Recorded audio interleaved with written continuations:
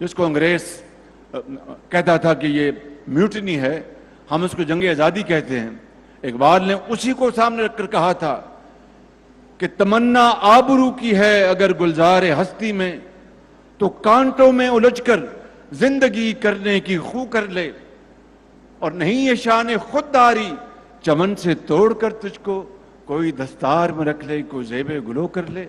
اقبال کہتا ہے کہ مسلمان تمہیں کیا ہو گیا؟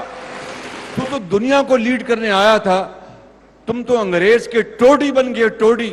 جس طرح پھول جو ہے اس کو کوئی چمن سے کاٹ کر کبھی اپنی پگڑی میں رکھ لیتا ہے، کبھی گلے کا ہار بنا لیتا ہے۔ اور پھر یہ بھی اقبال نے کہا شکوہ میں، ہم تو ذرا مجھے گائیڈ کیجئے گا، میں بھول گیا وہ شعر، ہم تو مائل کرم ہیں کوئی سائل ہی نہیں۔ واہ واہ واہ واہ۔